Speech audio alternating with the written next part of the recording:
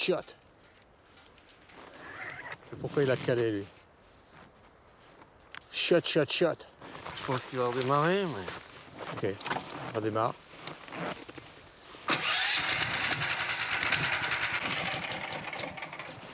Oh, bordel! Non, mais si tu... t'as mis du starter? Ouais.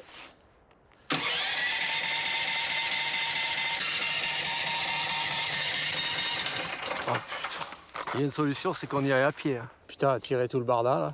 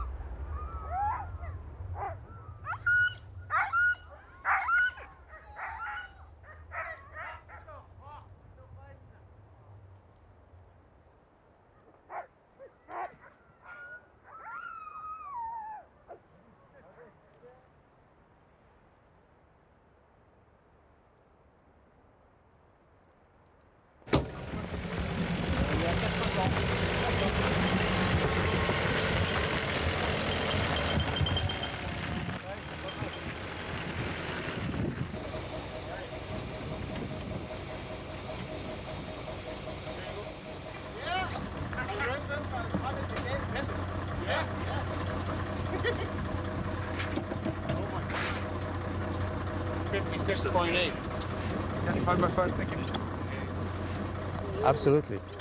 Bye-bye. On les arrête pas. Some model simulations were done over the past 10 years, suggesting that if the glacier more sensitive to the ocean temperature, then the projection would potentially double. We showed in that paper that a lot of seawater intruding beneath the glacier at high tide is true. We verified it's not an hypothesis, it's actually confirmed by observation. So we just get the observation at the same pace we used to do it. It's a little bit better, but it's not at the pace that we need. We are still climbing Everest in tennis shoes. C'est un glacier assez vulnérable au changement de climat. Ça peut être un vecteur de montée de niveau des mers important. On va mesurer ces taux de fonte en direct et aussi faire des mesures sur la taille de la cavité en dessous de la partie flottante. C'est quelque chose qui n'a jamais été fait. Non, non, on va envoyer un robot pour plonger parce qu'on a décidé que l'eau était trop froide pour nous. I hope we can keep in touch. I'm actually really interested in traveling to Greenland. Okay, I'm going to be off the hook for a little while. Thank you. Hey.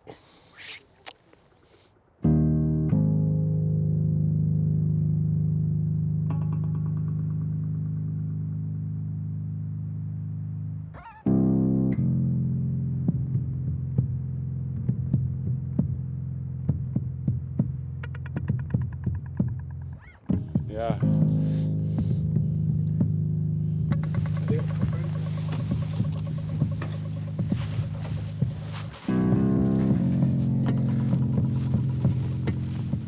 sais pas comment on va se mettre là. All ready. It's going to be about an hour 45 up there. Should be pretty smooth there. It's nice and cool. We've got 3 emergency exits on board today. Earplugs if you need them. And that's it. Any questions, guys? Yeah, so do we have an extra headset or just leave it here behind? Yeah, that's a good point actually. Bill, they're going to need a headset back here, right? No. Can you wave If you want at to talk to us, just holler. Yeah, so maybe when we get close to the lake, just wave at us when it's a good time to leave. Okay. I think no one will probably go. No. Yeah, you drop me. Yeah, thanks, Nancy. Thanks a lot. Woo. Enfin.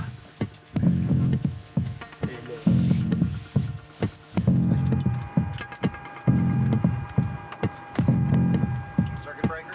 Breaking on.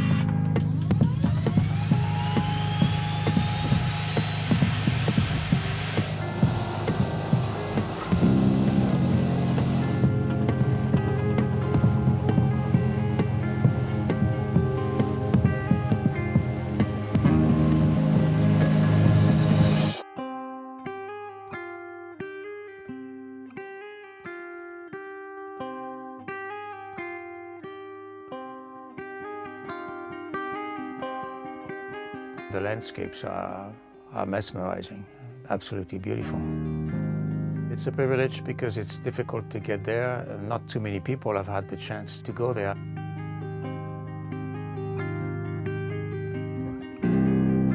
The glaciers extend like silly putty, like a pancake dough, and they make this fantastic lobe, Piedmont lobe.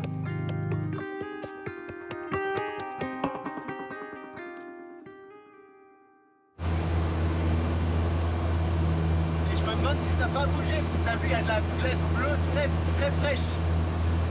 Le glacier a dû bouger récemment, parce que cette glace bleue, là, elle paraît vive. Petermann is about 20 kilometers wide, so it's very spectacular because the glacier flows in a deep canyon, analog in height and depth to the Grand Canyon. So just imagine yourself in the Grand Canyon and there's a glacier flowing through it instead of the Colorado River. And that's where you get to do your work. So it's a special place. A marine base basin, that means that a lot of the ice in that basin is grounded below sea level. So we think these kinds of basins are more prone to rapid retreat from a warmer ocean.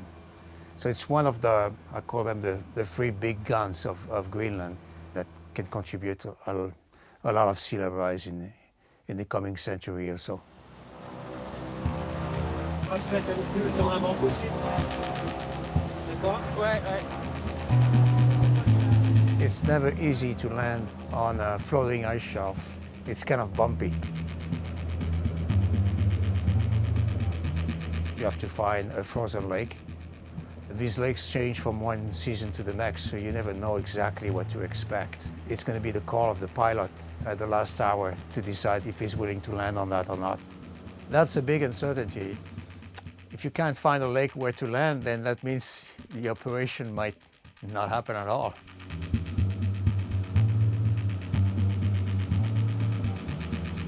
We showed the satellite data that we had to the pilot. It's like 2-meter pixels.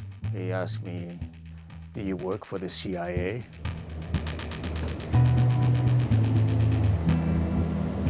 Pas devant.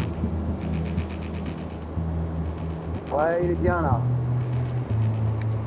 Il arrive au ras des pâquerettes un peu, mais il est bien. Ouais. Ça va le faire, hein.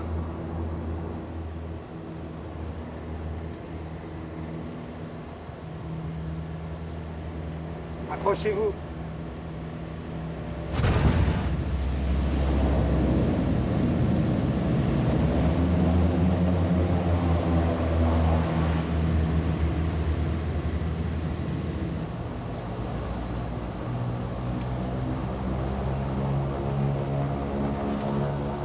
Ok, pas de précipitation, on fait attention à nos mains, à nos pieds. Once we touch ground, yeah, everything starts. We got to get everything off the plane. We start to discover the place we've only seen on satellite images. Allez, on va faire une petite photo pour la postérité. It's a bit too hazy to be extra enthusiastic. Je vois rien de ce que je photographie. That's been so long that we've been planning this expedition. days and we've been looking at the last satellite images, the tension builds up. It's very slippery, and the risk is, you want to be too fast.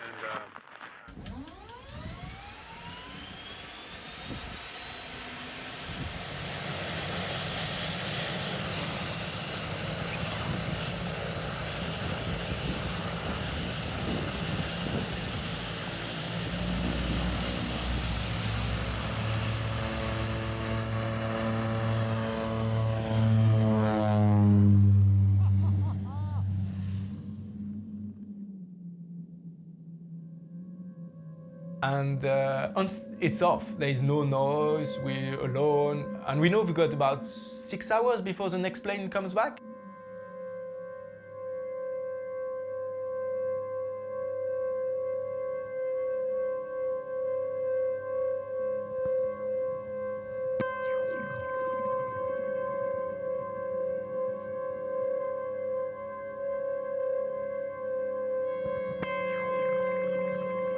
Here, the place we were is the floating tongue of the glacier. So basically, it came off the glacier a while ago, and is moving forward by something like, I think, 1 kilometer per year.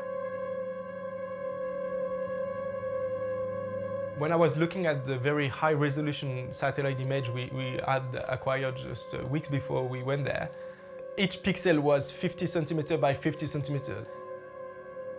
I saw one point which were supposed to be very close to sea level. And the camp we had identified the furthest one, which is 6 kilometers away from where we landed. So we took the advantage when the plane was flying back to Kranak and coming to us with the rest of the equipment to do this reconnaissance on foot.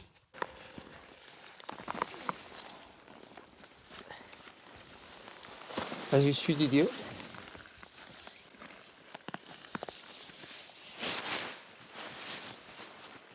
Faut que tu suives Didier. Ok.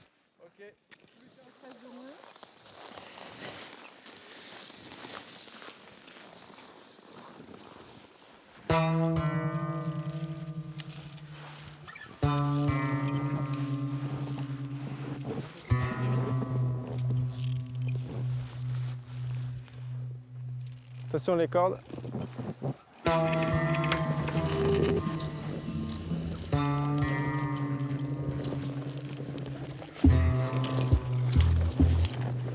C'est tellement crevassé que je voulais être sur la partie vallonnée. Okay. Je verrais beaucoup mieux les crevasses, là il y a trop de neige. Okay. Fais gaffe, il y a des trous partout. Hein.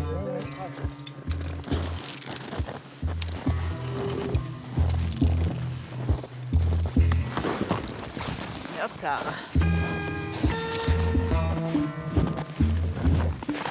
Benjamin, ouais. Faut rester canton. Ok.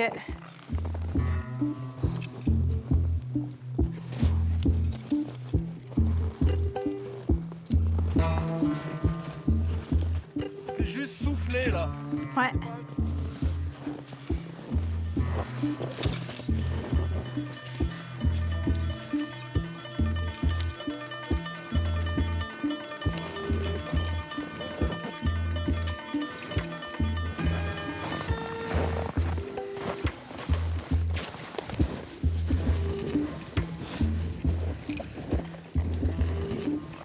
Le meilleur moyen pour sonder, c'est quand même le bâton. Mais bon, on est quand même passé à travers. Heureusement, elles n'étaient pas trop larges, mais profondes tout de suite. Ouais. On n'est pas dans les mêmes dimensions. Là.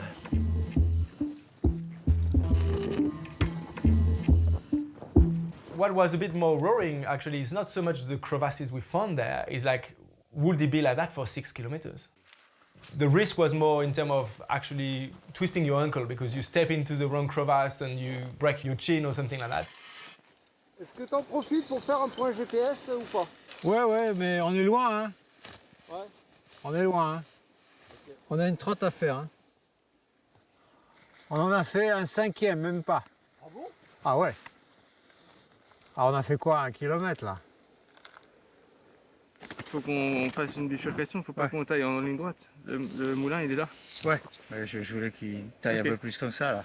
Droit devant. Tout ce qui est pas plat, ça travaille s'il y a des crevasses. Bon, je continue? Ouais.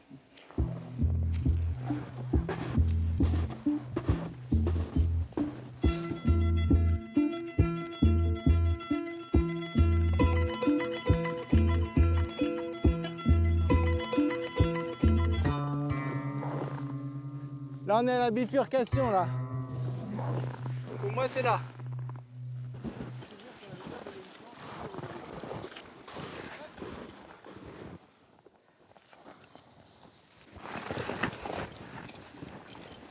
Non, on descend pas.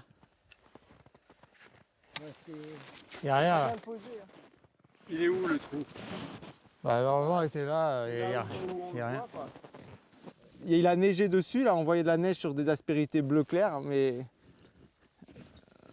est-ce qu'on l'a loupé dans l'image satellite, ce truc-là? Mais bon, même à 50 cm, t'as vu, ces blocs, ils font 4 pixels, quoi. 6 pixels, un truc comme ça, c'est pas... Je sais pas. Tu voyais quoi là à l'arête, Eric, au bord? Quoi? Il n'y a rien, c'est comme ça là. Et t'as l'impression qu'il faut aller le voir de l'autre côté ou t'y crois pas? Non, j'y crois pas. Hein? Non, j'y crois pas.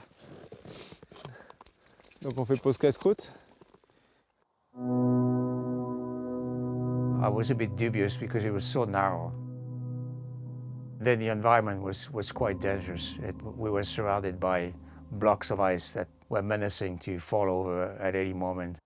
So even though it was half the distance to our landing spot, it would have been a lot of trouble. And there were some big open cracks. I'm sure we would have had some problems with that.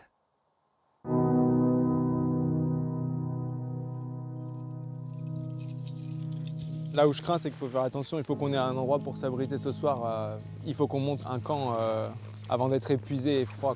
Ouais.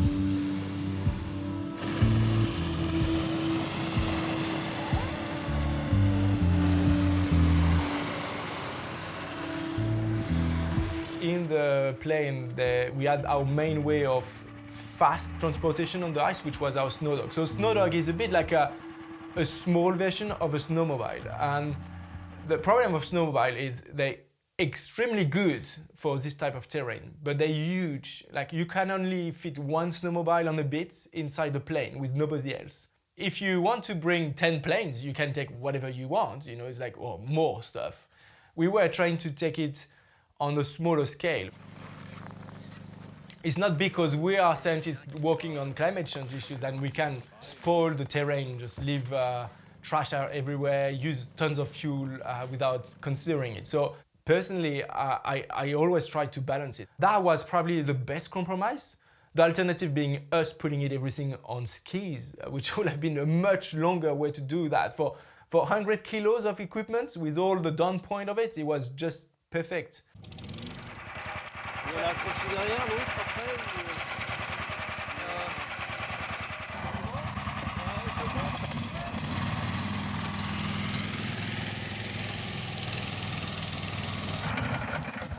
Ça va être chaud. Hein.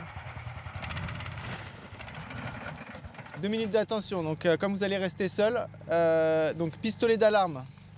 Vous avez les cartouches ici qui se glissent et qui se sortent. Vous mettez la cartouche dedans, vous fermez, vous tirez là-dessus pour armer, et après vous appuyez sur la gâchette. Et on vise quoi précisément? L'ours. D'accord. Le but, c'est que ça lui fasse un peu peur. Il y aura de la lumière, il y aura un pétard, ça va faire du rouge pendant quelques secondes. Mais tu vises droit sur lui? Ah oui, oui. Ok. Ça va pas le tuer, c'est pas le but, mais ça peut plus l'effrayer que d'autres choses. Deuxième option, bombe à poivre. Vous mettez le doigt dedans, vous tirez la goupille qui est là pour le désarmer et vous appuyez en direction de l'ours. C'est du piment de Cayenne. Ça va le déranger et il devrait s'en aller. Coup de conditionnel. Ah oui, oui, bah de toute façon, à part si tu le tues, il n'y a pas d'affirmation. Et le tuer, ça reste du conditionnel. Il faut réussir à le shooter au bon endroit, c'est une grosse bête. En sachant qu'un ours qui est curieux, il s'écartera et ne viendra probablement pas. Un ours qui est affamé, ça ne suffit pas avec ça. Parce qu'il a tellement faim. Ça peut le déranger peut-être plus longtemps, parce que ça va vraiment lui piquer les yeux, les narines et tout. Donc voilà, c'est vos deux options. Et puis après, c'est courir plus vite que le collègue. Super. Vous pouvez aussi toujours vous faire très grand, faire du bruit, surtout pas courir en fait. Non, c'est une bêtise de courir. Courir, il va vous courir derrière. Vous vous faites très grand, vous ouvrez votre manteau, vous gueulez. Ça maximise vos chances.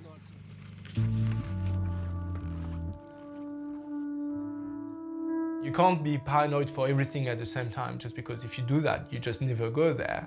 But on the other hand, not assuming there is a risk is also just as bad, because you put yourself in a very strong danger. You never know. I mean, there's the random bear that can do random things and are not as expected, and that could have happened. But like, you know, any risk really.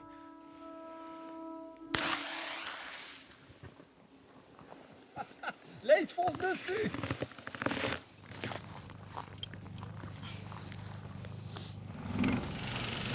Eh Didier, tu me fais des petites vidéos, hein? Je compte sur toi, hein? Je compte sur toi, Didier, hein? Oh, on n'est pas bien loin.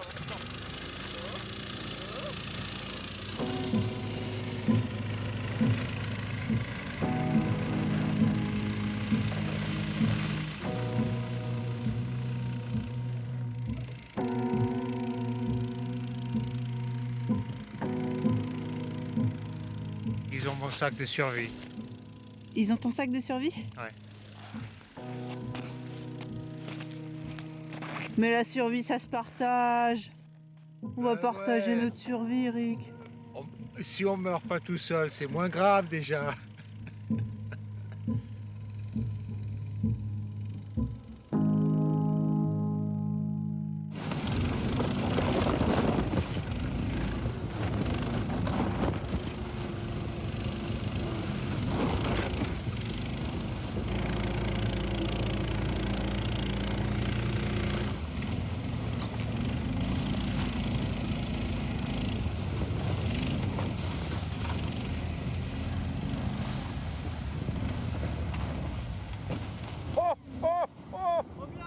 C'est trop beau!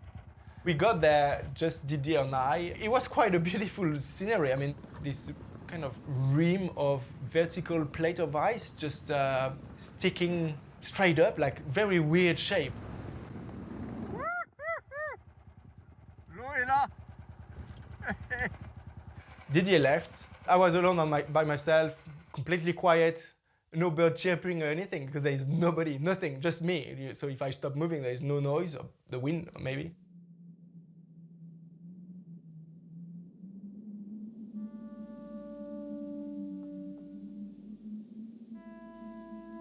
And the sun was just going through with the perfect blue color of the ice, and I just loved.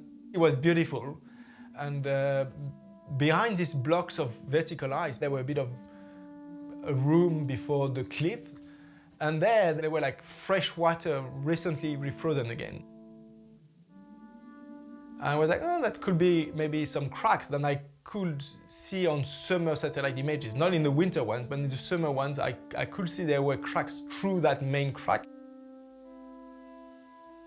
And I was just basically with my axe and I was just picking like that. I made a small hole and I was starting to look one side or the other. The fact that it was dark in most of the corners was pointing out I got through the ocean. On the back of my mind, I was considering maybe having to take 1 or 2 days before we could reach the ocean below us. And that was 5 minutes, basically. With all the tension that has been built up from 2 years ago when we started to design this mission. The day before, when we were packing the plane, a few hours before when I was getting on the ice, and now when kind of all of the possibility of not being able to get to the ocean was actually behind us. So that was like, that's nice. But I was just by myself, so you know, I did not do any kind of joy dance or anything. I just smiled very happily, and I just enjoyed myself, because then I was like, I can relax, basically. Yeah, now we can try our submarine. I know tomorrow we can dive.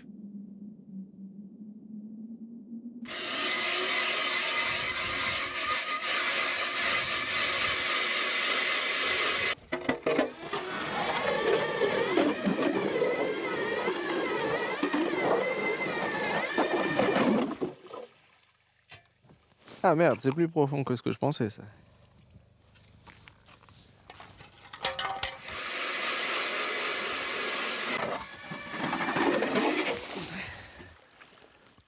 Ah, il est pas mal là.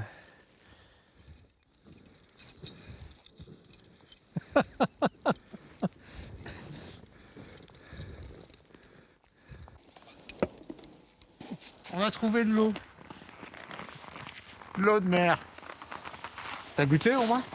Non, mais quand je vois la couleur dessous, j'ai le doute que ce soit... C'est noir, noir, noir. J'ai aucun doute. Elle est douce à la surface. Ouais, mais normal. Regarde, là c'est noir, noir, noir, noir, noir. Ça travaille à mort. Ah oui, oui, oui.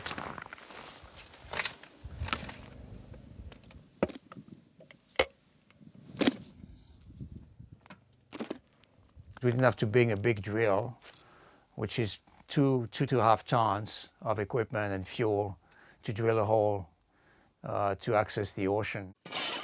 Allez Zou, maintenant faut mettre la tente. On va se mettre au boulot. That cut the experiment by half in terms of duration, complexity, weight, cost. So it's a no-brainer.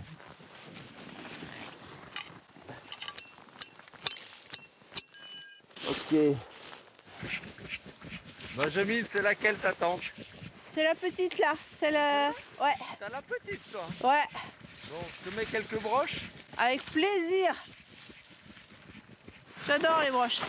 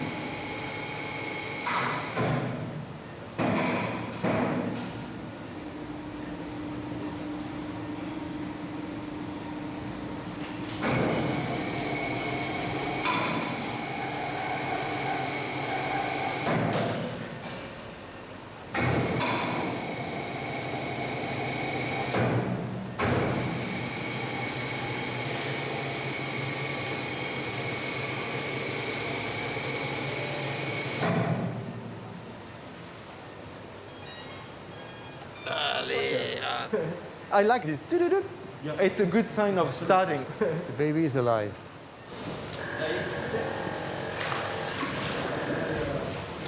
Password is a Graal Tech with the GMT 2020. Capital G, capital T. Capital T. And 2020 at the end. Ah oui, il faut rappeler ce password. We cannot call them from Greenland. What's the password? Amnesio. Ah, c'est super réactif.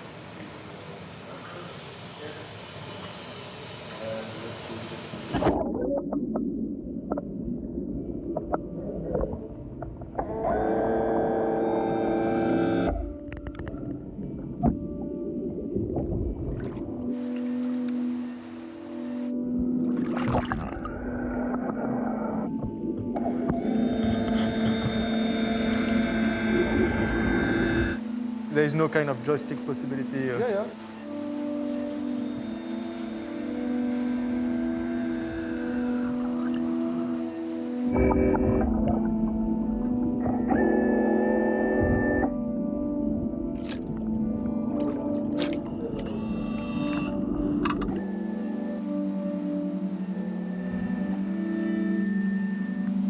le moment, notre projet est à l'eau.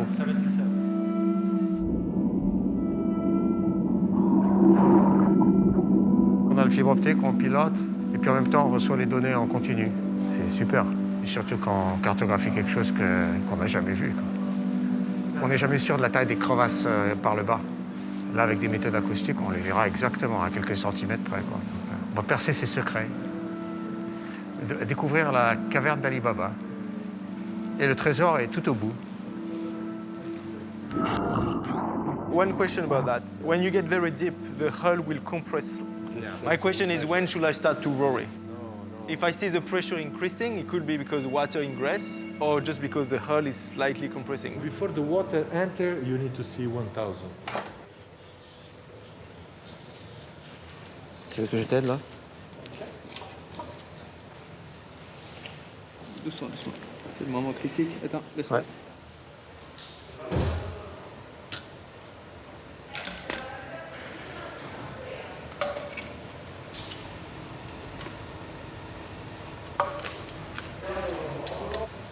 Attends, prends mon doigt. Oh, pardon.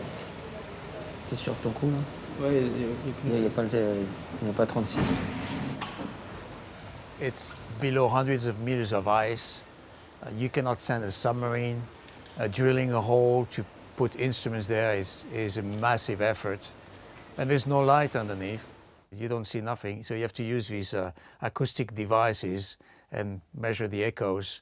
We want to measure the whole cavity and do this all at once. That's the only system, to the best of my knowledge, that does that simultaneously with a 360 degrees view angle.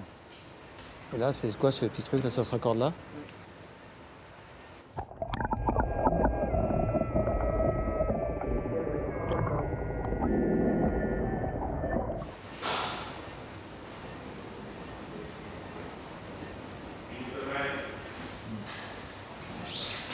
Always like on the edges. So I think the stab is not moving that much. I think this is going down with the pressure, and then it pulls this sideways, and then crack here. For me, it's good we tried it because now we know we can't use that without redoing major changes.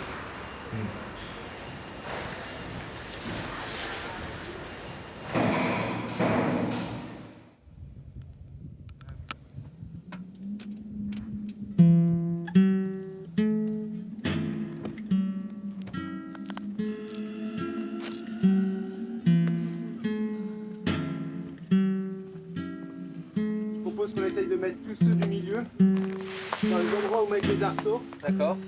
Il faut que tu partes avec pour que je puisse m'aligner. Ça va partir comme ça en fait. Ok, d'accord.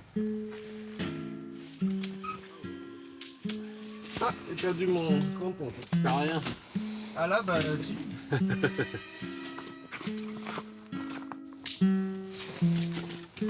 là.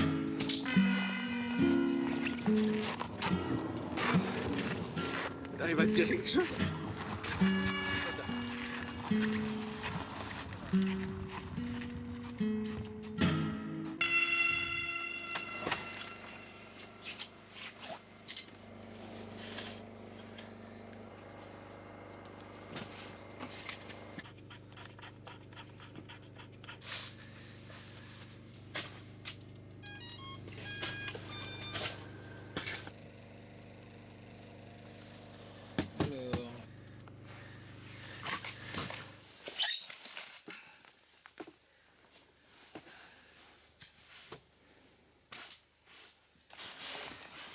It's an ocean profiler. It will measure the temperature, the salinity at each depth that it goes through. And that gives us kind of the fingerprints of the water bodies. Si ça t'embête pas, je veux bien que tu m'attrapes un gant là-bas. That's what oceanographers do throughout the oceans of the world. They dip their CTDs everywhere, and you can trace water who've been diving down from the surface to the bottom of the ocean in Greenland all the way to Antarctica. And then you find them in the Pacific and then back to the surface. And oceanographers have been tracing the whole ocean current, mostly using those parameters. Il y a combien de mètres De profondeur? Dans les 600, je crois. Donc, t'as combien de mètres de fil?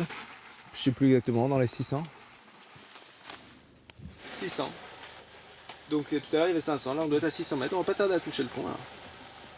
En théorie.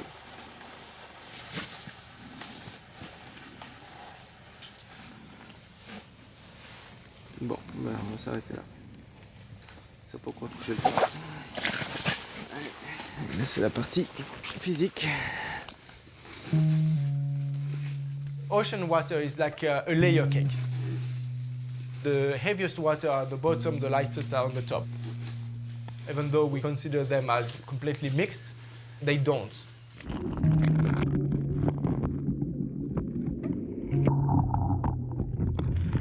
The salinity, quantity of salt, and the temperature are two massive impactors for the weight of the water to change. Sometimes you get dense bottom water, which are quite hot, a few degrees above freezing point.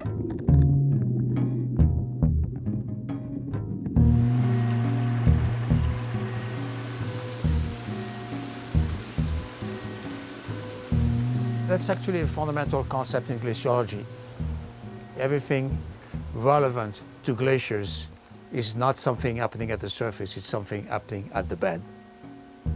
And that's not something we can easily see. In fact, we never see it because we're not seals swimming in these areas to see that with our own eyes.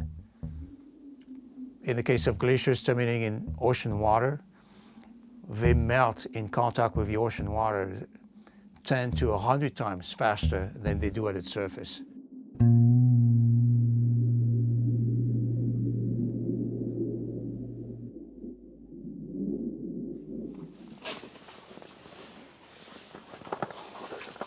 Everything is below.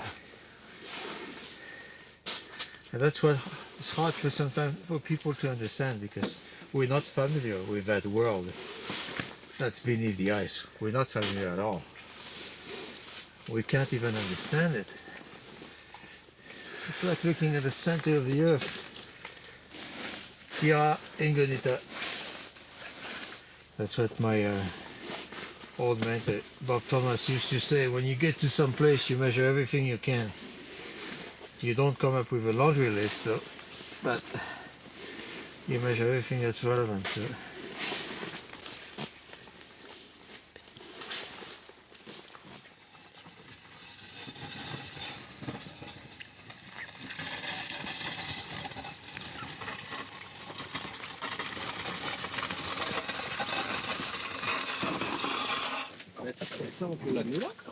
À terme, j'aimerais avoir plus de place. Là, j'ai mis mon sac, mais je vais avoir besoin d'accéder à ça derrière toi.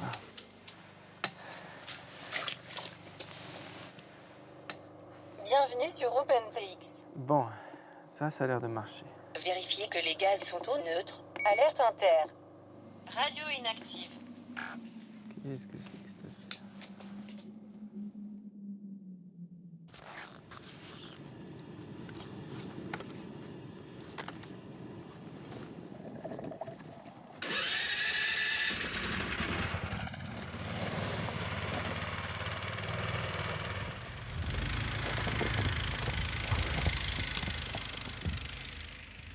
Yes, ça va marcher.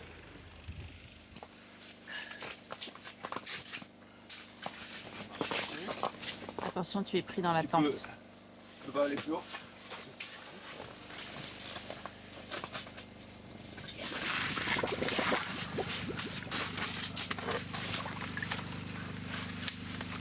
C'est bon, tu peux lâcher.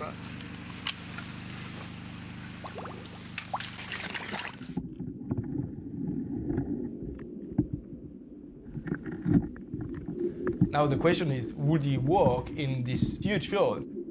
It would be so small and so far away. So we were pushing the limits of what the sonar was designed for, because we always do that. You know, it's like trying to make it as small as you can, trying to make it as light as you can, but at the end, it's always to the limit of what you can do. We're not talking about 50, 70 meters deep. We were talking about 600 meters between the bottom and the ice keel below the water, so that it's much bigger. And there is not that many lakes than I know where you can test that.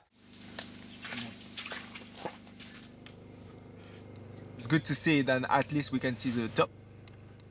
It's one more step forward, you know, it's like baby steps, but the bottom is quite far down, so we'll have to go down much further to actually see it. We can't see both right now. Hopefully, as we go down, we'll get to that.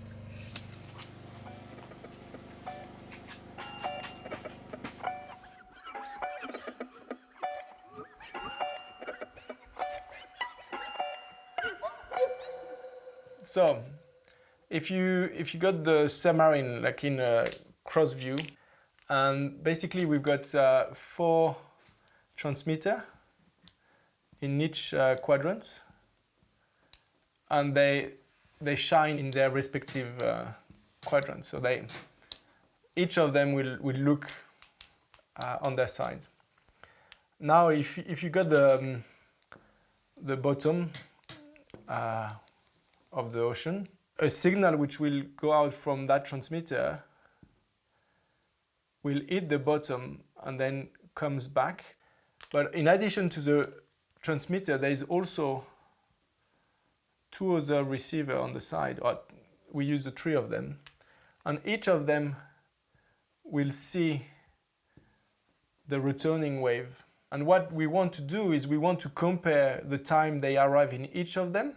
If, let's say, you've got a keel of the glacier like that, this is the glacier, and the signal goes like this and comes back, this one will get the signal first, then this one, and then this one. We've got an angle and a time, which allowed us to work out each point of the seabed or the ice keel.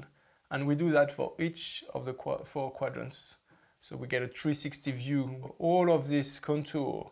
As the submarine moves forward, it will be mapping each of the places of the cavity up and down at once.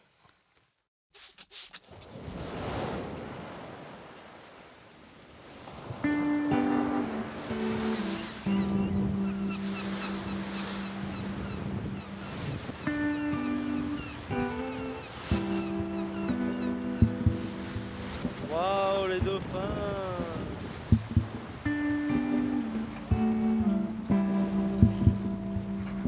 Tout le monde sur la peau, on y va.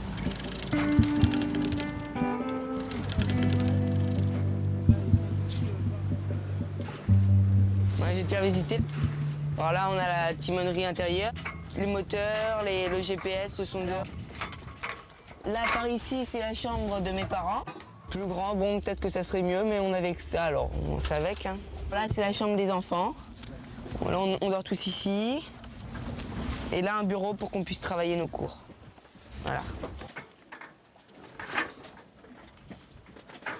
Lauriane est en train de nous faire du pain.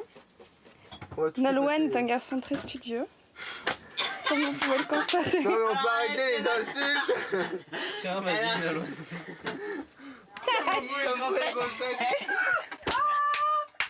Ça donne quoi, papa? Ah merde. Ça risque de sauter ou pas?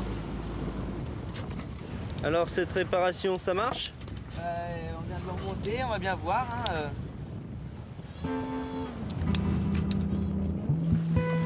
Tu l'as embrayé, là? Ouais. Les derniers segments. Voilà, normalement, là, il est en action.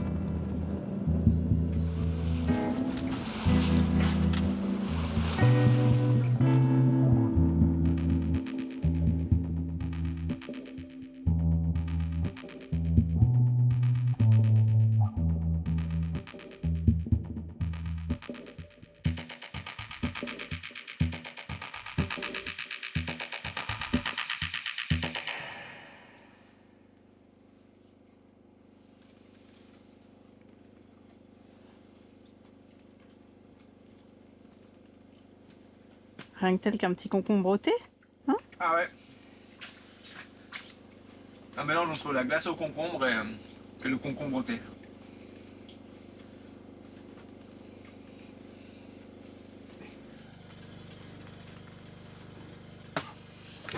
We're 32 meter deep right now.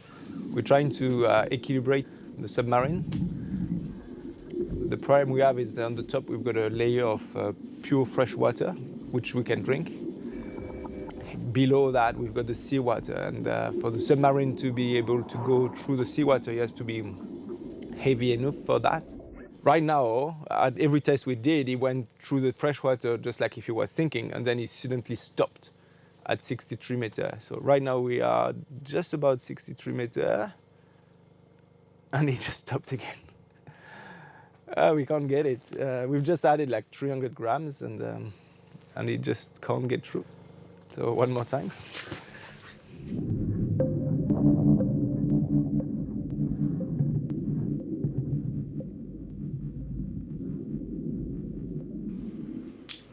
I think I've stopped dreaming about perfect data a while ago. I did when I was a young student, and I discovered they never exist.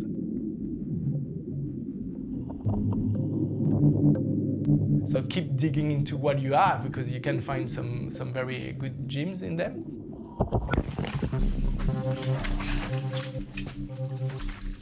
But what I think I'm good at is trying to get the best out of what we have, and trying to scrap all the knowledge that we can in the time, space, and equipment we have.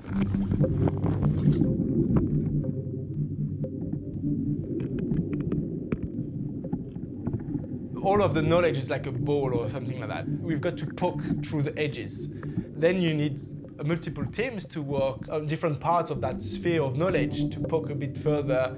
And then when you get these different concepts, you challenge them, and then you get a consensus throughout the community of researchers. We were out there just poking a tiny bit of that sphere of knowledge.